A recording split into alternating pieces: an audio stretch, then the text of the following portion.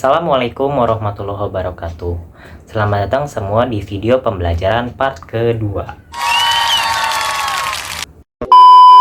Nah, jadi di video pembelajaran part kedua ini saya akan mereview sebuah buku di mana saya baru saja selesai membacanya.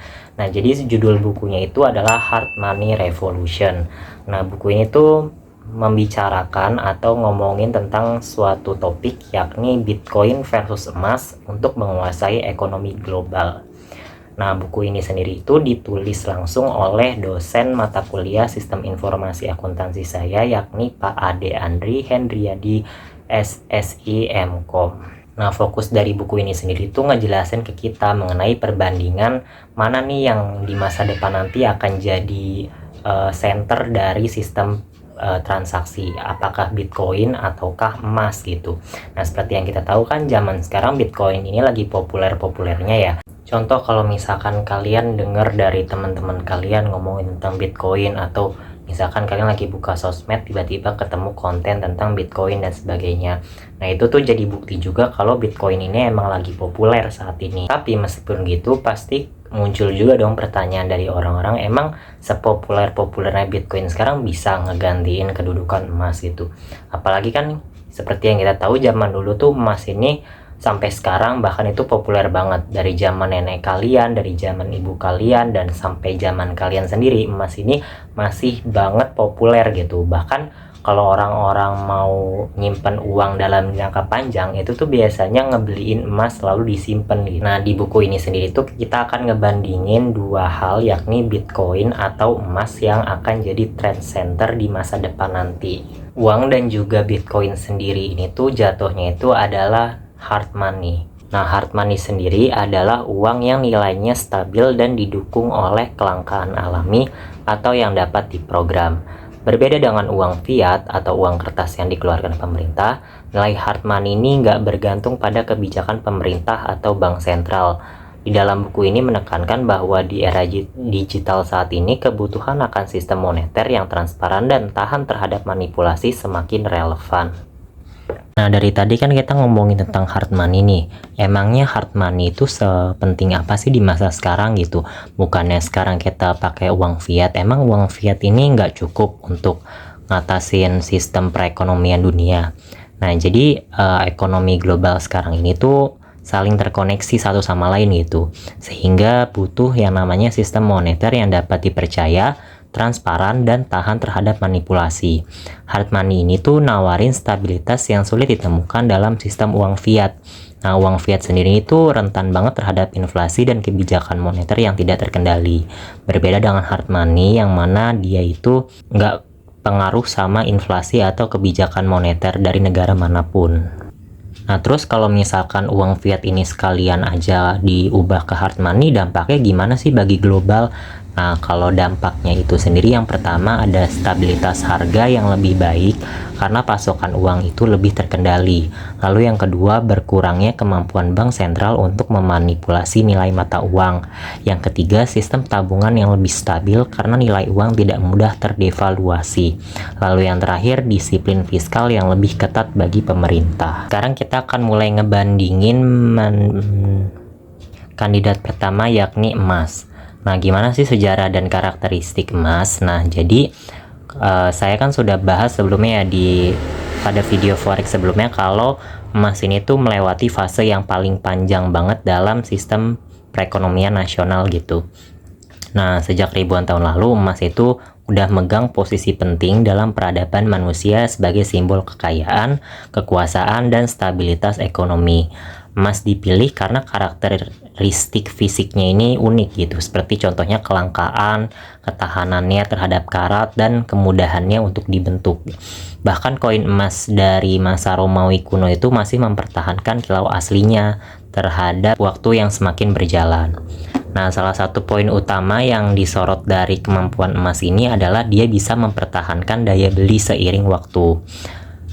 Contohnya nih, kalau di zaman Romawi kuno itu 1 ons emas aja itu bisa beli 1 toga yang berkualitas. Iya benar, toga yang dipakai untuk wisuda nanti. Nah, sama seperti saat ini, ons emas itu juga bisa jadi bisa dipakai buat beli setelan jas yang bagus gitu, atau setelan toga yang bagus untuk kuliah nanti. Nah, ini nih nunjukin kalau stabilitas nilai emas ini tuh gak berubah dari tahun ke tahun, bahkan dari periode yang udah berjuta-juta tahun atau beribu-ribu tahun yang lalu, nilai emas ini tuh masih tetap sama gitu. Nah, emas sendiri ini tuh udah diakui sebagai hard money tradisional karena dia itu udah diakui sebagai penyimpan nilai yang andal selama ribuan tahun. Keunggulan utamanya itu adalah sifat fisiknya yang unik seperti tahan terhadap karat dan kelangkaannya yang alami, yang membuatnya dapat disimpan seideal mungkin dan menyimpan nilai dengan sangat baik. Nah, kalau kita flashback ke belakang, kita bahkan sering banget nemuin kalau di setiap periode itu emas ini selalu dilibatkan. Contohnya di periode setelah barter, yang mana itu adalah menggunakan koin emas. Lalu yang kedua adalah di sistem Bretton Woods, di mana saat itu nilai dolar dapat ditukarkan dengan emas. Lalu pada sistem mata uang fiat, emas ini juga nggak lepas dari akan hal itu. Nah, penyebab dari nilai emas yang stabil ini apa sih? Nah, jadi penyebabnya itu adalah kelangkaan alami emas dan pasokan barunya yang terbatas pada hasil penambangan yang semakin sulit dan mahal. Emas sendiri di zaman sekarang itu juga digunakan dalam portofolio investasi sebagai lindung nilai terhadap inflasi dan ketidakpastian ekonomi. Bank-bank sentral di seluruh dunia ini masih terus mempertahankan cadangan emas mereka sebagai aset yang dapat diandalkan. Nah, meski emas itu unggulnya sebanyak itu gitu, tapi ada juga kendala dalam penggunaan emas di tengah-tengah masyarakat. Contohnya, emas ini kan fisiknya ini lumayan berat ya gitu ya, meskipun kecil-kecil tapi cabai rawit gitu, dan dia itu sulit disimpan dan diangkut dengan aman, bahkan bisa nimbulin yang namanya mara bahaya gitu, karena kan harganya yang lumayan fantastis. Selain itu, dia juga kurang praktis untuk transaksi sehari-hari secara digital. Tapi meskipun gitu, emas ini tetap relevan kok di era digital sekarang. Inovasi kayak tokenisasi emas dan sistem pembayaran digital berbasis emas ini nunjukin kalau emas ini beradaptasi dengan kebutuhan modern sambil mempertahankan fungsi intinya sebagai penyimpan nilai yang andal. Selanjutnya kita masuk ke kandidat kedua, yakni Bitcoin. Nah, jadi Bitcoin ini awal mula ditemuin ini pas waktu krisis finansial global di tahun 2008. Nah, Bitcoin ini tuh diciptakan oleh seseorang atau sekelompok orang anonim lah istilahnya ya, dengan nama samaran Satoshi Nakamoto. Filosofi di baliknya itu berakar pada prinsip-prinsip libertarian dan cyberpunk yang mengedepankan privasi, kebebasan finansial, dan desentralisasi kekuasaan. Tujuan dari Bitcoin ini adalah menciptakan sistem moneter yang nggak memerlukan kepercayaan pada pihak ketiga. Pihak ketiga ini contohnya kayak bank sentral ya, bank sentral dunia. Lalu membebaskan uang dari kendali pemerintah juga dan menjadi solusi terhadap devaluasi mata uang fiat yang terus-menerus. Jadi tujuan dari penciptaan Bitcoin ini biar kita tuh nggak selalu bergantung pada mata uang fiat yang bisa sewaktu-waktu tuh kepengaruh sama inflasi atau kebijakan moneter negara lain gitu. Nah, karakteristik Bitcoin kenapa bisa disebut hard money ini, yang pertama ini langka gitu dan nggak dapat diubah. Pasokan Bitcoin ini dibatasi secara sistematis pada 21 juta unit yang tidak dapat diubah oleh otoritas manapun.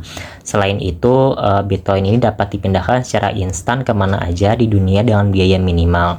Bitcoin ini juga dibagi menjadi unit yang sangat kecil atau disebut juga Satoshi, yang ngebuat dia ini sangat fleksibel untuk berbagai transaksi.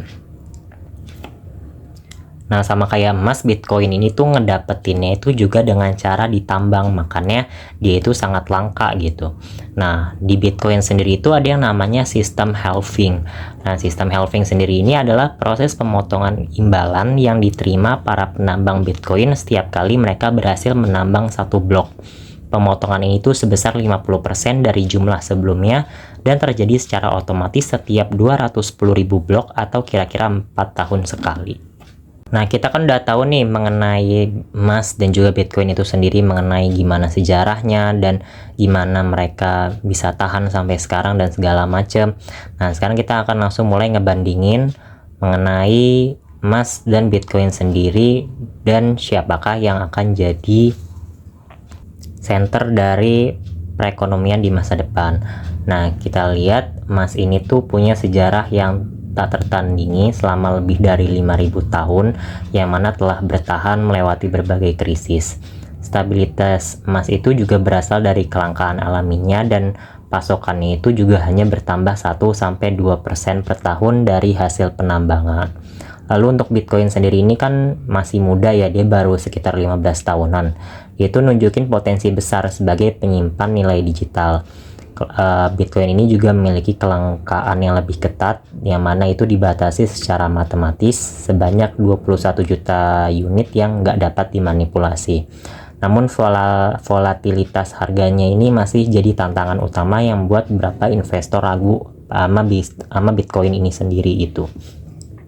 Nah, lalu Bitcoin ini punya keunggulan juga, di mana pasar Bitcoin ini beroperasi 24/7. Nggak kayak pasar emas tradisional, transaksi Bitcoin ini juga memiliki speed yang lebih kecil. Lalu untuk keamanan dan ketahanan terhadap inflasi, sebenarnya emas ini tuh bergantung pada keamanan fisik kayak brankas dan penjaga bersenjata gitu. Nah, sebaliknya Bitcoin sendiri ini terletak pada kriptografi dan jaringan yang terdesentralisasi. Walaupun emas ini telah lama menjadi lindung nilai terhadap inflasi, Bitcoin ini juga nawarin alternatif yang menarik gitu, karena sifatnya ini nggak dapat diinflasi secara arbitrer. Nah, uang fiat sendiri ini nilainya tidak lagi didukung oleh komoditas fisik. Sekaligus ia juga rentan terhadap devaluasi sistematis karena kebijakan percetakan uang tanpa batas oleh bank sentral. Kelemahan ini semakin mencolok di era digital, di mana transaksi lintas batas menjadi rumit dan juga mahal. Sebagai pengganti uang fiat, Bitcoin menawarkan solusi dengan karakteristik yang berbeda dari uang tradisional. Bitcoin memiliki pasokan yang terbatas pada 21 juta unit yang membuatnya tidak bisa diinflasi secara sembarangan. Selain itu, Bitcoin juga menawarkan efisiensi dan transparansi yang tinggi karena sistemnya yang terdesentralisasi. Meskipun tidak lagi menjadi standar moneter utama, emas tetap dianggap sebagai aset yang dapat diandalkan untuk melawan inflasi. Bank-bank sentral di seluruh dunia terus mempertahankan dan bahkan meningkatkan cadangan emas mereka, menunjukkan kepercayaan terhadap nilai stabilitas emas. Jadi sebenarnya kesimpulan dari semuanya ini, di masa depan nanti, aset tradisional yakni emas dan aset digital yakni Bitcoin ini bisa lebih berkolaborasi dibandingkan bersaing gitu, karena sebenarnya keduanya ini punya peran masing-masing. Meskipun kita lihat tadi ini Bitcoin ini lebih unggul ya, dan dia bisa jadi tulang punggung infrastruktur keuangan digital, tapi emas sendiri ini nggak bisa istilahnya nggak bisa dikalahin gitu. Perannya itu sebagai aset cadangan nilai jangka panjang, karena emas sendiri ini kan yang kita tahu ini udah bertahan beribu-ribu tahun, bahkan dari masa sebelum Masehi ini emas ini udah sangat populer bahkan sampai saat ini. Jadi perannya ini tuh nggak bisa digantiin meskipun udah ada Bitcoin yang seunggul apapun, karena cadangan nilai jangka panjangnya ini masih tetap tertanam di dalam emas gitu. Juga sebenarnya kesuksesan jangka panjang mereka berdua ini semua balik lagi tergantung pada kemampuan mereka. Apakah mereka ini bisa beradaptasi dengan perubahan kebutuhan masyarakat dan evolusi teknologi di masa mendatang atau enggak. Karena seperti yang kita lihat ya, emas yang benar-benar digadang-gadang bisa populer banget dari tahun ke tahun, periode ke periode, itu ujung-ujungnya kayak tergeser juga dan sedikit tergantikan dengan Bitcoin, dan kita nggak tahu ke depannya itu adakah yang bisa menggantikan mereka lagi gitu. Sekian video presentasi dari saya. Terima kasih semua bagi yang sudah menonton. Semoga kalian bisa mengambil manfaat dari apa yang saya paparkan pada video kali ini. Terima kasih. Wassalamualaikum warahmatullahi wabarakatuh.